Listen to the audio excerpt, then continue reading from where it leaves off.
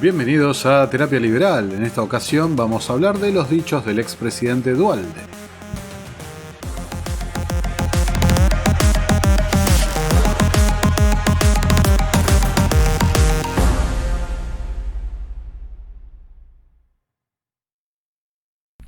Bueno, ¿cómo andan todos? Como es de público conocimiento, esta semana el expresidente Duhalde, en el programa Intratables, el prime time televisivo político, tuvo unas declaraciones que les reproduzco. ¿Es lo ridículo que suena que piense que va a haber elecciones?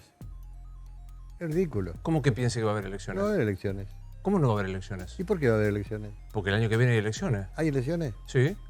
Hay paso y Tenemos intermedio. un récord que ahí primero nosotros. La gente no lo sabe o no lo lee o no se olvida. Hemos, entre el 30 y el 83, 14 dictaduras militares. 14. Sí. Presidentes militares.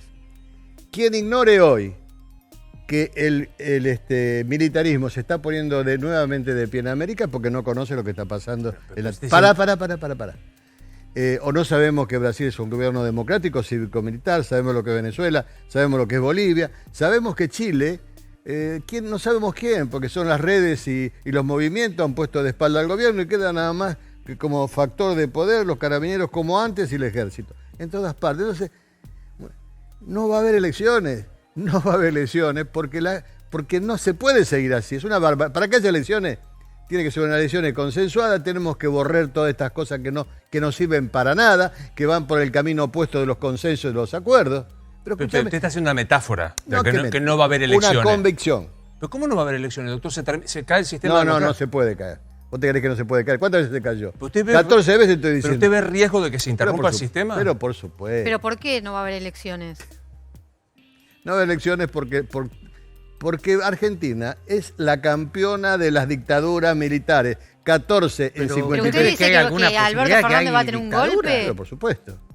¿Que Alberto Fernández va a tener un golpe? No, ¿dónde va a ser? Pero ¿cómo se, digamos, no hay clase militar que lo haga? No hay. ¿Pero usted siente que la ciudadanía...? No, sé que la ciudadanía, no sé lo que piensan otros encuestadores, pero Bernstein dice que las instituciones más ponderadas son las Fuerzas Armadas. ¿Usted dice que Alberto Fernández va a sufrir un golpe? ¿Cómo? ¿Que Alberto Fernández va a sufrir un golpe? Yo no digo... No es... Vamos a jugar un poco con estas declaraciones, a ver, especular un poco, a hacer un poco de futurología, ¿no? Para decirlo de alguna manera. Me parece útil destacar lo siguiente. Eduardo Duhalde es una persona que ocupó el cargo de presidente, de senador por la provincia de Buenos Aires, gobernador de la provincia de Buenos Aires, vicepresidente, diputado, intendente, convencional constituyente. No estamos hablando de un improvisado, por más que hoy por hoy se quiera pasar lo que dijo por un delirio, un lapsus, etcétera, etcétera. Estamos hablando de una persona que conoce en profundidad los caminos, los pasillos de la política y, a mi entender, es totalmente consciente de lo que está diciendo. Ahora, él lo que dice, básicamente dividido en dos partes, habla de que se aproxima un colapso tan grande en lo social a raíz de la crisis económica potenciada por las medidas de la cuarentena, que inevitablemente va a haber un estallido y que eso va a derivar en un golpe de Estado militar. De nuevo, especulando y a mi entender, la primera parte de lo que dice, que se viene un estallido debido a la crisis económica y social que se está viviendo, me parece completamente posible. Desde este espacio hace meses que venimos señalando la gravedad de la situación que se está gestando. Ahora, la segunda parte de los dichos de Duhalde, la que involucra al sector militar, es completamente ridícula, ¿sí? Es un absurdo absoluto, lo que lleva, a mi entender, a que la gente analice todo el mensaje como un absurdo. Inclusive el propio Duhalde al día siguiente salió a decir que no, que estaba nervioso por la cuarentena y demás, que esto que lo otro, que se le había ido la boca, ¿no? Pero de vuelta, una persona con el pedigrí, con la experiencia, con el recorrido que tiene, con los antecedentes que tiene Eduardo Duhalde, yo creo que es difícil analizar a nervios o a un mal estado mental o lo que sea, ¿no? Yo creo que tiene una intención clara y directa al pronunciar las palabras que pronuncia, y les propongo que nos sumemos a un juego para analizar estas declaraciones y este escenario. Para ello creo que es fundamental remontarse al año 2011. En el año 2011 sale publicado un libro titulado ArgentLeaks. Según lo que dice Wikipedia, es un libro del argentino Santiago O'Donnell. Se basa en los cables de Wikileaks, los desclasificados por Julian Assange, que hacen referencia a importantes hechos y personas de la República Argentina y su relación con los Estados Unidos. Al principio del 2011, el autor visitó a Julian Assange en Londres y tras esa visita recibió un pendrive con la información que llevó a la realización del libro. Dice que O'Donnell fue el único periodista argentino que tuvo contacto con Assange. Continuamos. En estos cables están involucradas personalidades como la presidenta Cristina Fernández de Kirchner, los expresidentes Néstor Kirchner, Carlos Menem, Eduardo Duhalde, el expresidente Hugo Chávez, venezolano, y hechos significativos como el atentado a la AMIA y vinculados a empresas como Monsanto, el grupo Clarín, etcétera, etcétera. El punto central es que este libro, que hoy lo pueden encontrar en PDF fácilmente por la red, como bien dije antes, es un libro escrito por un periodista de Página 12, y ese libro respeta y sigue el molde del sesgo ideológico que llevaba Página 12 en ese momento. Entonces hay que recordar que en ese momento, año 2011, primero, no había un líder de la oposición formado, no existía el proyecto Cambiemos, y hay que recordar principalmente a los llamados jefes de gabinete. Tanto Alberto Fernández como Sergio Massa aparecen en numerosos pasajes del libro, citados como confidentes, como informantes de la Embajada Norteamericana en Buenos Aires, particularmente del Partido Demócrata Norteamericano. Entonces, si partimos de esa base del rol que cumplían tanto Alberto Fernández como Sergio Massa en el 2011, y vemos el camino que desarrolló cada uno de ellos en su carrera política, podemos ver que Sergio Massa tomó un camino de espacio territorial desde Tigre, desde el club de fútbol de Tigre, ¿no? Extendió sus bases por el conurbano, mientras que Alberto Fernández, en cambio, tomó una dimensión, una carrera política más centrada en la operación, en la rosca, tanto que comúnmente se lo denominaba, un operador político, y ha servido de jefe de campaña tanto como Massa como de Randazzo, y hasta llegar al 2019 de Cristina Kirchner. Entonces, establecido el punto de Wikileaks, que aclara muchísimo la función que cumplían estos personajes, llegamos al 2019. El 2019 se nos presenta con un gobierno con una dificultad muy grande para llegar a la reelección, con unos números sociales y económicos verdaderamente desastrosos. Alberto Fernández empieza a actuar de jefe de campaña de Cristina, e inclusive famoso y público el hecho de que Alberto es el autor ideológico de la idea de escribir el libro Sinceramente, que después fue presentado por todo el país, oficiando de un estilo de campaña encubierta.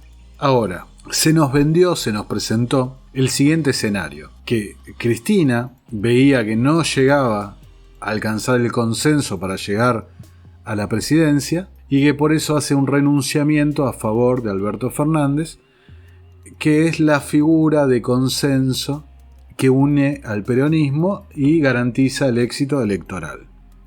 Luego se presenta a Alberto Fernández como el mediador entre Sergio Massa y Cristina, lo que le pone el broche final y la confirmación a lo que sería luego el éxito territorial y electoral del Frente de Todos. Entonces yo me animo a hacer el siguiente planteo. Si consideramos que Alberto Fernández no tenía una base electoral, no tenía convocatoria, ¿cuál era el capital de Alberto Fernández? Y si por el otro lado consideramos que Alberto Fernández era un organizador, un operador para Massa, y Massa sí había desarrollado, con mejor o peor suerte, un liderazgo territorial, electoral y una base de armado político, ¿no es más lógico pensar que en realidad el acuerdo entre Cristina y Massa fue muy previamente a lo que se nos presentó? ¿No es conveniente pensar de que estas dos figuras, Cristina y Massa, hayan llegado a la misma conclusión de que no me da en solitario y no logro reunir el consenso para ir, y Massa le cede a su hombre de confianza para que le oficie de jefe de campaña? Y cuando ven esta realidad de que no llegan, el jefe de campaña, la persona sin capital político, sin votos, sin territorialidad, sin nada de los argumentos para ser presidente, ni la intención, o mejor dicho, ni la expectativa de alcanzar ese puesto, puede ocupar mucho mejor ese lugar de consenso, digamos, de unión de dos espacios enfrentados. Si el espacio de Massa o el espacio de Cristina por separado no alcanzaba, pero la figura de Alberto sí le da un mensaje a todo el resto del arco político de alcanzar el poder desde un espacio de unidad. No toma mucho más sentido, mucho más criterio la decisión de Cristina y el mismo rol de Alberto Fernández en el año 2019.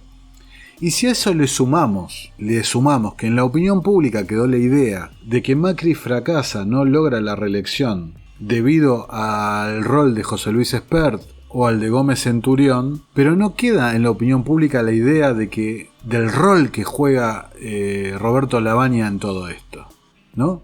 Para mí, según mi punto de vista, la candidatura, el espacio de Roberto Lavagna es el que le pone el clavo en el ataúd al proyecto de Cambiemos. Porque cualquier peronista de centro, peronista de derecha, que podía llegar a ser atraído por Miguel Ángel Pichetto, terminó siendo absorbido o por Alberto Fernández o por el espacio de Roberto Lavagna, principalmente.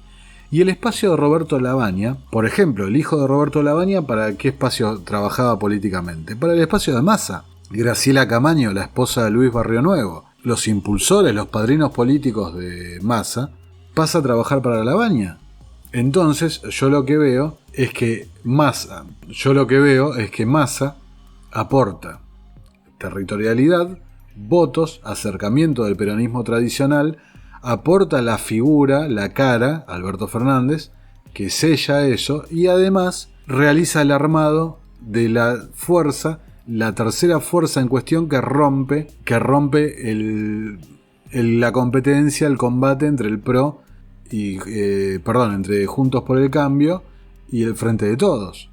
Y es más, si nos acordamos de los debates presidenciales, tengamos presente el rol de Roberto Lavagna, una candidatura que era graciosa, era risible, una persona que no tenía claramente una preparación para estar en el lugar que estaba. Entonces se convierte en una candidatura que terminó siendo totalmente desdibujada, pero completamente funcional al lograr el objetivo de retomar el poder. Y a la larga, fíjense cuál es el rol que termina ocupando Massa en este gobierno. El presidente de la Cámara de Diputados. Un puesto clave, absolutamente clave, porque en diputados es donde está el zafarrancho, no en senadores. Es un rol absolutamente clave para cualquier tipo de proyecto que tenga el oficialismo o este frente que se ha armado. Resumiendo, creo que quedó, por un lado, bastante bien explicado el rol en 2011 del libro Argenleaks, un montón de cables filtrados por Julian Assange que toman realmente significado y trascendencia y comprensión casi 10 años después. Queda también para mí bastante claro lo que pudo realmente pasar en el previo a las elecciones del 2019. Como queda claro el rol que ocupa Massa hoy, la llave a cualquier proyecto oficialista y a la vez un espacio de construcción, de puente, con la oposición, con el oficialismo, con el futuro, materializado en Máximo Kirchner. No es ningún misterio que ese es el proyecto que están viendo. Ahora, volvamos a Duhalde en Intratables. Duhalde, en el programa de televisión, sugiere que la prioridad debe ser sostener las instituciones y el marco democrático proteger el marco democrático ante cualquier intento desestabilizador, y la solución que ofrece, siguiendo el esquema de acción, reacción y solución, la solución que propone es transitar la crisis y sobrepasarla con un presidente de consenso. Traducido, yo lo interpreto como la solución del 2002, recurrir a una asamblea legislativa y que esa asamblea legislativa corone a un presidente de consenso político, ¿no? Salteando el voto electoral, etc., ¿no? Entonces yo pregunto, la persona que fue la que estuvo detrás de todo este mecanismo cuando se implementó en el 2002, curiosamente sale a proponer lo mismo ante una situación completamente, no nos engañemos con esto, completamente factible. Y ahora, la pregunta que les hago yo a ustedes, ¿quién creen que puede llegar a ser el presidente de consenso, como dice Duhalde, en un caso de una eventual asamblea legislativa? Entonces, señoras y señores, creo que el indicado es ni más ni menos que Sergio Massa.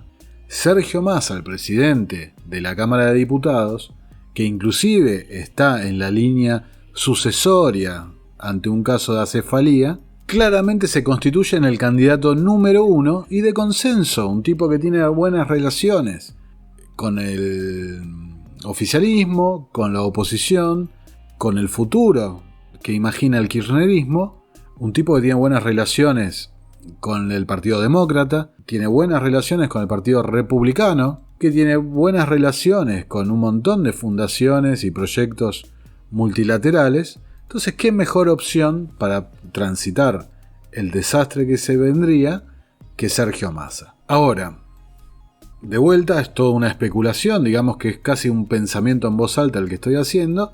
Los dejo al criterio de cada uno de ustedes que juzguen la veracidad o la potencialidad de esto que estoy diciendo, si se podría cumplir o no, la factibilidad. Ahora, sin embargo, al día siguiente de Intratables, Duhalde salió en Crónica y en otros medios, pero especialmente en Crónica, a decir lo siguiente, de que había sido un lapsus, de que él estaba nervioso, que esto que el otro, y a sacar de la ecuación a los militares. Y Duhalde se refirió a que la Argentina está viviendo en un estado de preanarquía y que la anarquía era sinónimo de sangre y que lo principal era defender y proteger las instituciones y el sistema democrático.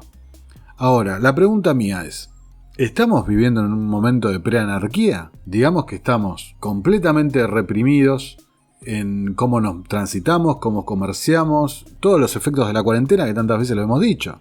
O sea, justamente estamos alejados de una situación de preanarquía. Sí estamos en una situación de desborde social y de desborde de la seguridad, provocado en gran medida por la decisión de liberar presos. Ahora, Duhalde dice hay que protegerse de los anarquistas.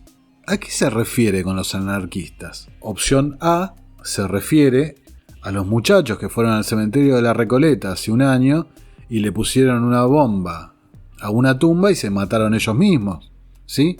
Se refiere a esos delirantes, o se refiere a otro tipo de anarquistas que serían los anarquistas de libre mercado.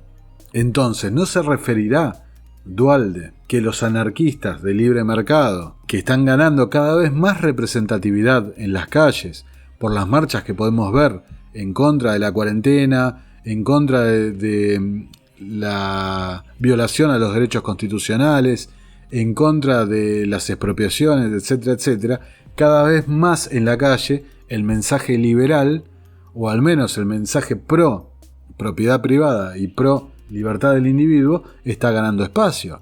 Entonces me parece que Duhalde en realidad se refiere a ese anarquismo, a cualquier conjunto de ideas que esté en contra de los intereses de la casta política y del Estado. Y para más apoyo a lo que estoy diciendo, fíjense las declaraciones de Gustavo López, de lo que hay que preocuparse es de los libertarios. Con más refinamiento en el concepto que Duhalde, marca bien cuál es el enemigo hoy de la casta política. Dice hay que cuidarse de los libertarios. Hace 15 días, Leandro Santoro salía en C5N diciendo A lo que le tengo miedo es a los libertarios, porque atraen cada vez más jóvenes, cada vez están ganando más representatividad y encima están bien formados intelectualmente. O sea, una barbaridad que en el momento pasó por chiste, pero si sumamos lo que dice este con lo que dice el otro, con lo que dice el otro, bueno, y entonces ahí me aparece a mí otra hipótesis de conflicto. Me aparece lo siguiente: si vos tenés cada día que se estire esta cuarentena, que parecería que no queda más remedio que estirarla ante la catástrofe económica que se avecina, si cada día que se estira este confinamiento, más gente va a salir a la calle a pedir libertad y a pedir respeto a la propiedad privada, no me extrañaría, inclusive, que haya infiltrados, y esto no es ninguna sorpresa porque ha pasado cuántas veces, haya infiltrados en las marchas y que se genere una situación de violencia como la que pasó en el 2001, que recordemos que las marchas, los cacerolazos en el 2001 eran totalmente pacíficos, ¿sí? Fueron totalmente pacíficos hasta que se decidió reprimir por parte del gobierno, ¿no? En la noche que Cavallo presenta la renuncia. Entonces no sea cosa que se prenda una mecha, que arranque un fuego que ellos mismos están tratando de propagar. No sería la primera vez que la política recurre a este tipo de tácticas tan nefastas y tan inmorales. Así que mi mensaje desde acá es que tengan cuidado, porque al final de tanto que no hay plan, al final parece que hay un plan y está más que claro. Así que bueno, no queda mucho más que agregar a esto, simplemente repetir que es un ejercicio que estoy haciendo de pensar en base a los elementos que se me han presentado, y estoy especulando sobre lo que podría llegar a pasar. No digo con esto qué es lo que va a pasar, esperemos que no pase nada de esto, porque nadie quiere una situación de desborde social como lo que pasó en el 2001. Nadie quiere tampoco tener un presidente elegido por una asamblea legislativa. Así que bueno, repito, es simplemente una idea, la pueden compartir o no. Me encantaría, si tienen otra opinión, poder compartirla, leerla, pero no termina de ser otra cosa más que eso, simplemente una opinión. Así que bueno, muchas gracias por llegar hasta acá, me despido y nos vemos en una próxima emisión de Terapia Liberal.